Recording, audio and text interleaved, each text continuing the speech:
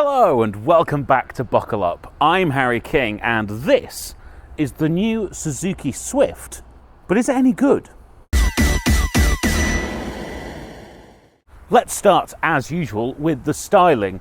Here at the front you've got this new clamshell bonnet. It finishes much higher up the front of the car than previously. You've got these new lights, a new grille. I feel the whole car looks slightly wider. And then down here you've actually got a raised belt line to help the car feel less tall and awkward, which I think adds up to a car that looks really rather different to the previous generation and definitely doesn't look the same size, which is interesting because it's exactly the same width and height as the old car because it's a development of the same platform rather than a brand new ground up car. There are some downsides to this sticking with an old platform though. There are upsides, I'll get to them in a moment, but it means that this is now one of the smallest cars in its class. It's only a little bit bigger than the Toyota Aygo X, which technically is in the class below. This is a super mini, and that is a city car. Technically, this goes up against things like the Renault Clio, the Skoda Fabia, the VW Polo, though that's humongous these days, which means in here you get 265 litres of space,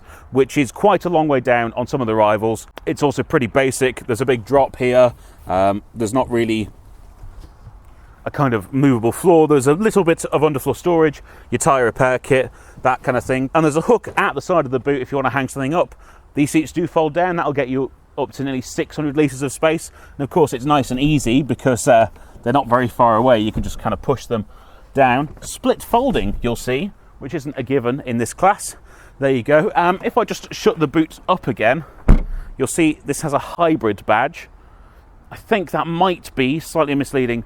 Suzuki like to say they only do hybrids now, which is true technically, but this has an enlarged, more powerful starter generator, but it's still only a 12-volt system. So you still only have a conventional 12-volt battery. You don't even have the kind of mild hybrid 48-volt system, let alone like a larger battery or a plug-in. And this is the only powertrain available on this car at the moment. Let's see if Suzuki's commitment to this still being a small car means there's not enough space for someone in the back though. So as I'm sure you can see, it is quite snug back here if I'm sitting behind someone in my driving position. I am 5'11" or 180 centimetres, whichever takes your fancy. I do just about have enough headroom if I slouch a little bit. If I sit completely bolt upright, my head is against the ceiling and my knees are against the seat in front. It is slightly squidgy on the back and the door card is quite narrow, so I am able to kind of slide my leg in between the door and the seat. It's not the most comfortable position in the world, nor is this the most salubriously decked out back seat area. There are no seat back pockets. There is no back of a centre console, so no power, no 12-volt socket there. I do have ISOFIX. These are fabric cloth seats, pretty basic. The centre seat is narrow. There is a seat belt, but not particularly raised. So if you had three teenagers, they might fit all right. And there is a bottle holder in the door, but it is just a bottle holder. Really, not too much in here at all. Let's see how it is in the front. Well, up here in the front is a much happier story. This actually feels like a very spacious cabin, very big. The doors are very upright, the door cards are very narrow, the windscreen's very far away and upright. Let's get into technology. If I turn the ignition on, I'll turn the fan down so that's not blowing in your face. But we do have automatic air conditioning, one zone only, but it's all on proper buttons, which I like, that's good. I have a screen here. It can do wireless, Android Auto and Apple CarPlay. It's got a map built into it though if you prefer to use that. It's got a radio. The sound system is okay. Does distort if you turn it all the way up. Air vents conventional. General styling of the cabin. They've gone for this kind of two-tone effect. Hard plastic all round, but a kind of paler Windows 98 colour and then a darker grey standard dashboard colour. Main technology though, here on the steering wheel, I have radar cruise and auto steer on a very small, rather basic hatchback. I'm going to say only here. This is only £20,000, this top spec model.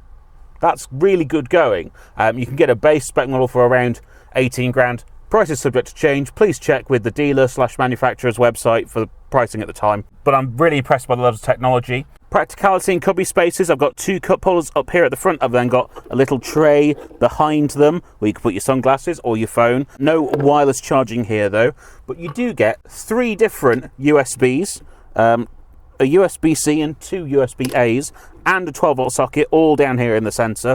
One of them is a wired connection for your Android Auto or Apple CarPlay. If you prefer to use it wired, you probably will, seeing as there's no wireless charging. I've got heated seats down here, interestingly, but proper buttons. Don't have to fiddle about on the screen. And a proper handbrake and a proper gear stick. That's good. That's very, very good. There's another sort of cup holder here. Glove box, undamped, but a good size, nice and wide. Door pockets with cutouts for bottles, and they extend back as well, so there's space for more things. There is, unfortunately, though, no sunglasses holder. The seats themselves in the seating position, these seats are super comfortable. Quite broad, but they've got decent padding at the sides, and it's all just super, super soft. Might not be the most supportive if you need kind of adjustable lumbar or something, but they are very, very comfortable to sit in. I do wish I could sit slightly lower in the car, although actually I'm a long way from the ceiling, as you can see, so I've got plenty of headroom. I just like to be a bit more low slung and sporty. I can get the steering wheel in an ideal position. No, it does reach and rake if I find the thing. There you go, da-da-da, up and down. Seat adjusts for height, distance, uprightness, all of the good stuff. But speaking of the good stuff, should we go for a drive? Right, here we are at the wheel. What am I thinking? Let's start with some basic figures.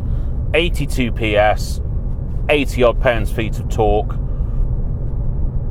But, as I was saying earlier, there are benefits to retaining a small size in a car, to using an older platform. And that is, this weighs less than a tonne, which is quite uncommon nowadays, even in quite small cars. And that brings with it just a kind of cascading wave of advantages. So, not a huge amount of power, but it's meant that even though they've only fitted a 1.2 litre 3-cylinder, non-turbocharged, very mildly hybridized engine, I'm still getting 60 mpg. The WLTP rating is 64 mpg. It is not hard to achieve that. We did an economy run in this car. It got over 80 mpg. That's very impressive. It also feels excellent to drive.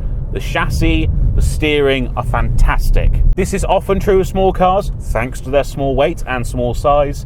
But this really brings it home that it doesn't have to be very complex to make a car that's good to drive. As long as you get some fundamentals right, everything else is quite simple. Now, the clutch and the gearbox are not super enthusiast oriented. They're fairly standard units. Little bit notchy, slightly long throw. Not a very high engagement, but slightly past midway engagement on the clutch, and not the most feel while it's engaging. Absolutely joyful still to row through the gears all the way up the 5 speeds as you're heading towards 60 miles an hour. That will take you a bit of time though, because it's been geared for economy. So the good news is, when you're on a motorway, you're only going to be looking at sort of 2,500 RPM in 5th gear, which is nice. It means it's quiet. It means you get that economy figure, the promised economy figure. It does mean that when you're setting off from a junction, it's going to take some time to get to 62. But the upside of that, if you are an enthusiastic driver, is this car kind of rewards you for thrashing it. There's no downside to driving it flat out. I don't think you could get less than 40 mpg out of this car. I have a 1 litre, I mean, admittedly a large MPV, but it's a 1 litre, fairly economy-focused car. That will struggle to do more than 50. I think this would struggle to do less than 40. That's really good. I think really where this slots in the kind of small hatchback spectrum is definitely for a kind of enthusiastic driver who wants an engaging, joyful experience. My concern is with that slower acceleration and what looks like a very low power figure in the segment. Some people might not bother to look at this, and I think that's a mistake. I think you will have as much or more fun in this as you would in any other standard car in this segment. Yes, you could go buy an MG3, but it's a 3-speed automatic. I know it's got 200 horsepower and it's much faster, but this is what it's about. This is making it fun to drive, and it can be fun to drive and also sensible, loads of room for 2 adults, nice spacious cabin, super comfortable seats. There's not really a downside here. I like this a lot. Now, I do think there's maybe a little more road noise than you might get in some of the rivals. There's a little bit more wind noise as well. Part of being a very light car is it probably has a little bit less sound deadening than some of the rivals. Suzuki have said it's got much more than the previous car, but I definitely can still hear both the road and the wind whooshing past the cabin. Obviously, it is quite square and upright, which does add to that. But I think otherwise, this is just a glorious torchbearer for how good small cars can be if you just let them be cheerful and nice. And I think if you're an enthusiastic driver, you should really seriously look at one of these. But before I go any further, let's go back and do a proper conclusion.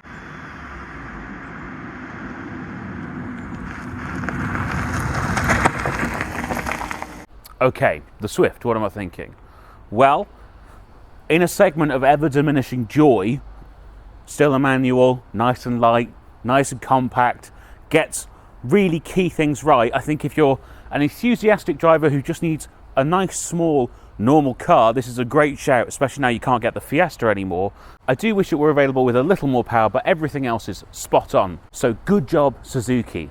Now, thank you so much for watching. If you go down below the video, you can like, you can comment. Please do. Tell me what you think about the new Suzuki Swift. Most importantly, please subscribe. It really, really helps. In the description is all the links to all our social medias. You can follow us there as well. We post car-related things. Also, it's more of our affable selves, which I'm sure you or have already fallen in love with my on-camera personality. There's also 2 ways you can support the channel. So we have channel merchandise, or we have memberships right here on YouTube. So please go and do one or all of those things, and I will see you next time. Bye-bye.